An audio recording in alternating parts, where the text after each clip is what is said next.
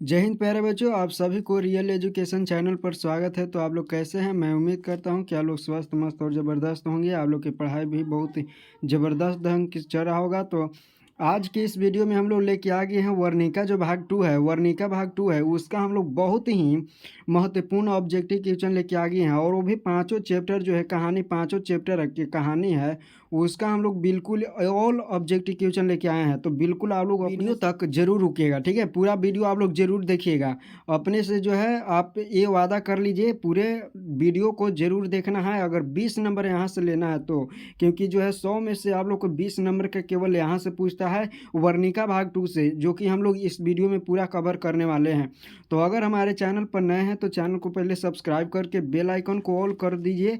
और यहाँ पे अगर वीडियो अच्छा लगता है तो लाइक भी जरूर कर दीजिएगा। तो ध्यान से लोग देखिए, कहता है फर्स्ट क्वेश्चन कि मंगामा क्या बेचती थी, तो राइट आंसर हो जाएगा दही। नेक्स्ट प्रश्न है कि दही वाली मंगामा कहानी का कहानीकार कौन है, तो याद रखिएगा श्रीनिवास, बिल्कुल राइट आंसर हो जाएगा। नेक्स्ट प्रश्न है दही वाली मंगामा कहानी का प्रमुख पात्र कौन है, तो यहाँ पे राइट आंसर क्या हो जाएगा आप लोग के कमेंट में देना है। नेक्स्ट प्रश्न आप लोग के सामने है, कहता है दही वाली मंगामा कहानी का कथावाचक कहाँ से है, तो कहाँ से है, तो बेंगलुरु से है, बिल्कुल राइट आंसर यहाँ पे सी हो जाता है। नेक्स्ट प्रश्न है दही वाली मंगामा कहानी किसे संदेश देती है, तो राइट आंसर बहुओं को, बिल्कुल राइट आंसर हो जाएगा। नेक्स्ट प्रश्न है कि मंगामा जो है, मंगामा के परिवार में कुल कितने सदस्य थे, मंगामा के परिवार में कुल कितने सदस्य थे, 4 सदस्य, बिल्कुल राइट आंसर हो जाएगा। श्रीनिवास का जन्म कहाँ हुआ था, तो राइट आंसर बिल्कुल याद रखिएगा कर्नाटक में हुआ था। नेक्स्ट प्रश्न है कथाकार को वर्षों से मंगामा कौन सी वस्तुएं दिया करती थी, तो कौन सी वस्तुएं, तो याद रखिएगा दही। नेक्स्ट प्रश्न है जो है मंगामा की बहू का नाम क्या था, तो याद रखिएगा नंजम्मा। नेक्स्ट प्रश्न है दही वाली मंगामा किस भाषा में रचित है, कहानी है, तो किस भाषा में, तो कन्नड़ भाषा में, बिल्कुल याद रखिएगा क्योंकि यह कर्नाटक की है। दही वाली मंगामा कहानी में का हिंदी अनुवाद कौन किए थे, तो दही वाली मंगामा के हिंदी अनुवाद कौन किए हैं, तो राइट आंसर बिल्कुल याद रखिएगा BR नारायण। नेक्स्ट प्रश्न है रंगप्पा कौन था, रंगप्पा कौन था, तो याद रखिएगा यहाँ पे क्या हो जाएगा, तो राइट आंसर बिल्कुल याद रखिएगा रंगप्पा कौन था, तो ये एक जुगाड़ी था, यानी जुआड़ी था। तो यहाँ पे नंजम्मा के भाई, मंगम्मा के पुत्र या मंगम्मा के पौत्र, तो यहाँ पे कोई नहीं होगा। यहाँ पे राइट आंसर क्या हो जाएगा, डी हो जाएगा। नेक्स्ट प्रश्न आप लोग के सामने है, कहता है कि मंगम्मा एवं नंजम्मा के बीच झगड़े को मिटाकर अच्छा संबंध स्थापित करने का माध्यम कौन था, तो याद रखिएगा उसका पोता, किसका, तो मंगम्मा के, राइट आंसर बी हो जाएगा। नेक्स्ट प्रश्न है कथावाचक को मंगम्मा क्या कहती थी, तो क्या कहती थी, तो माँ जी कहती थी, बिल्कुल राइट आंसर यहाँ पे सी हो जाता है। नेक्स्ट प्रश्न है दही वाली मंगम्मा का कथावाचक कौन है, तो यहाँ पे कौन है, तो बेंगलुरु का एक सम्राट महिला थी, बिल्कुल राइट आंसर यहाँ पे बी हो जाता है। अधिक बुद्धिमान कौन थी, तो यहाँ पे राइट आंसर याद रखिएगा नंजम्मा थी, सी बिल्कुल राइट आंसर हो जाएगा। मंगम्मा प्रतिनिधित्व करती थी, कहाँ से प्रतिनिधित्व करती थी, तो यहाँ पे राइट आंसर क्या हो जाएगा, आप लोग के आंसर देना है, ठीक है? चारों का आंसर, चारों में से कौन आंसर होगा यहाँ पे कमेंट में बिल्कुल देना है। कहता है बहू की दशा कैसी थी, तो बहू की दशा कैसी थी, तो याद रखिएगा मगरमच्छ की तरह, ठीक है? मगरमच्छ सी, बिल्कुल राइट आंसर यहाँ पे क्या हो जाता है, तो ए बिल्कुल राइट आंसर हो जाता है। नेक्स्ट प्रश्न आप लोग के सामने है, यानी तीसरा ये फर्स्ट चैप्टर का जो था, फर्स्ट चैप्टर का हम लोग 18 प्रश्न किए। अब हम लोग चलते हैं सेकेंड प्रश्न की ओर। नेक्स्ट प्रश्न आप लोग के सामने है कि मंगू की, ये जो है ये तीसरा चैप्टर का है, ठीक है? मंगू किस कहानी का पात्र है, तो मंगू किस कहानी का पात्र है, तो याद रखिएगा माँ, बिल्कुल राइट आंसर हो जाएगा। माँ कहानी का कहानीकार कौन है, तो माँ कहानी का कहानीकार बिल्कुल याद रखिएगा ईश्वर पेटलिकर हैं, बिल्कुल राइट आंसर हो जाएगा। नेक्स्ट प्रश्न है माँ कहानी में किसकी ममता का वर्णन किया गया है, तो राइट आंसर माँ की ममता का वर्णन किया गया है। माँ कहानी का जो है प्रमुख पात्र कौन है, तो यहाँ पे राइट आंसर क्या होगा आप लोग को कमेंट में देना है, ठीक है? कमेंट में बिल्कुल दे देना है राइट आंसर क्या हो जाएगा। नेक्स्ट प्रश्न है मंगू लड़की कैसी लड़की थी, तो याद रखिएगा बिल्कुल पागल, राइट आंसर हो जाएगा। नेक्स्ट प्रश्न है कि माँ किस भाषा में रचित कहानी है, तो माँ किस भाषा में रचित कहानी है, तो राइट आंसर क्या हो जाएगा, तो याद रखिएगा गुजराती भाषा में। नेक्स्ट प्रश्न है ईश्वर पेटलिकर की रचना है, ईश्वर पेटलिकर की रचना खून की सगाई, यहाँ पे राइट आंसर बी हो जाएगा। माँ का जो है कहानी कहानी किनके द्वारा लिखा गया है? माँ कहानी किनके द्वारा लिखा गया है? ईश्वर पेटलिकर के द्वारा लिखा गया है। आप लोग अगर वीडियो पर नए आए हैं तो बिल्कुल जो है चैनल को सब्सक्राइब जरूर कर दीजिए और लाइक ज़रूर कर दीजिए। नेक्स्ट प्रश्न है कि माँ कहानी में कौन पागल थी? तो कौन पागल थी? तो राइट आंसर याद रखिएगा, मंगू पागल थी। मंगू बिल्कुल राइट आंसर हो जाएगा। कहता है कि किसके पागलपन में सुधार देकर लोग मंगू की माँ को अस्पताल जाने की सलाह दे रहे थे? तो किसके? तो याद रखिएगा कुसुम के। राइट आंसर यहाँ पे ये हो जाएगा। नेक्स्ट प्रश्न है कि मंगू की उम्र क्या थी, यानी कितना थी? तो राइट आंसर क्या हो जाएगा? 12 वर्ष। बिल्कुल राइट आंसर क्या हो जाएगा? 12 वर्ष थी।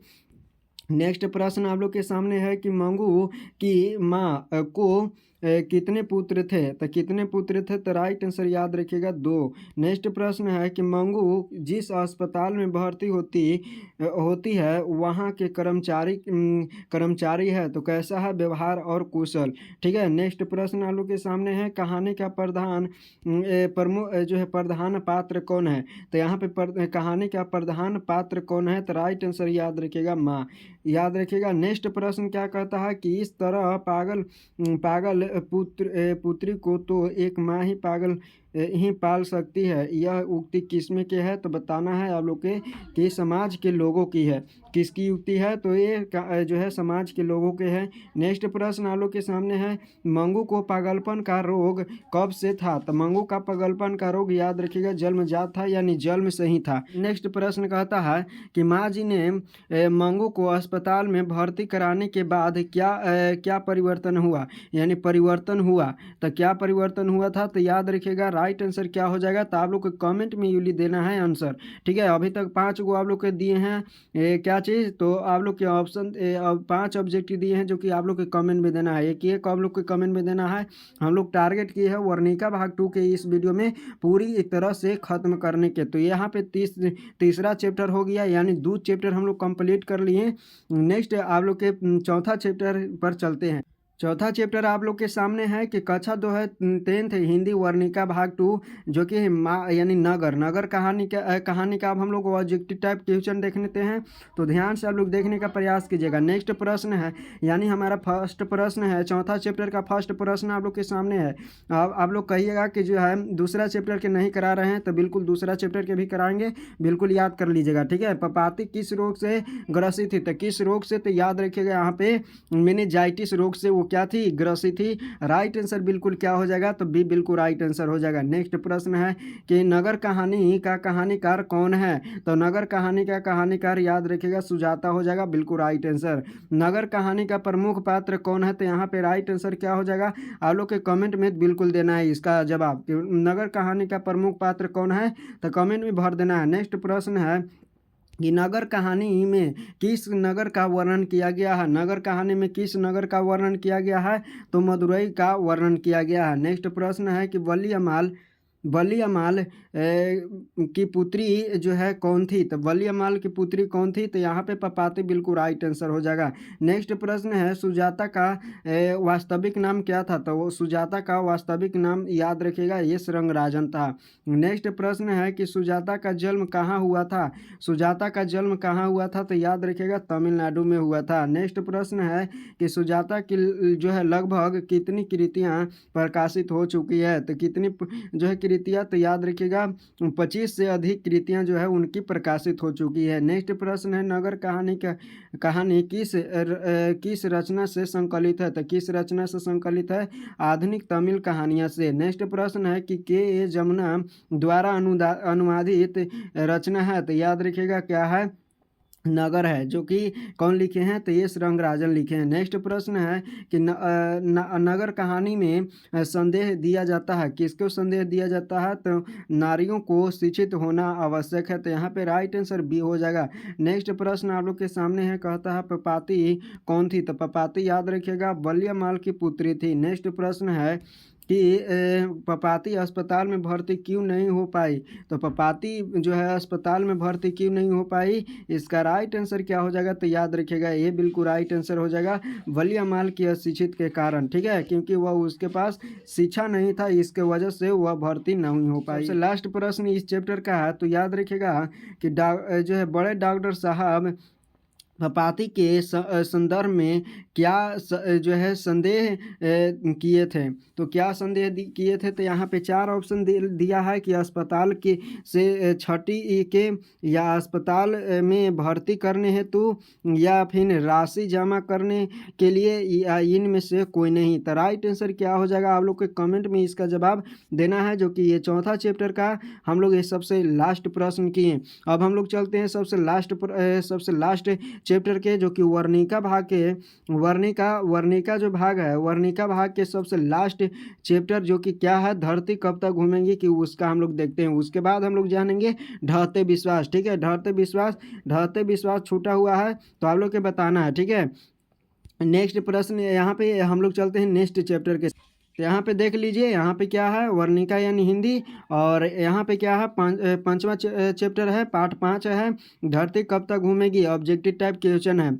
तो इसका आप लोग याद कर लीजिएगा। देखिए हम लोग चलते हैं, इसका भी हम लोग कर लेते हैं फटाक ऑब्जेक्टिव। नेक्स्ट यहाँ पे क्या कहता है, फर्स्ट प्रश्न कहता है केमा चैप्टर का, 5वां चैप्टर का फर्स्ट जो है क्वेश्चन क्या कहता है कि सीता को अपने ही घर में कैसा महसूस होता था। तो याद रखिएगा, घुटन महसूस होता था। नेक्स्ट प्रश्न है कि धरती कब तक घूमेगी, शीर्षक कहानी के कहानीकार कौन है। तो इसका जवाब आप लोग के कमेंट में देना है। जितना आप लोग दे रहे हैं ताश में, उसको आप लोग के कमेंट में बिल्कुल दे देना है। नेक्स्ट प्रश्न है कि धरती कब तक घूमेगी, कहानी का प्रमुख पात्र कौन है।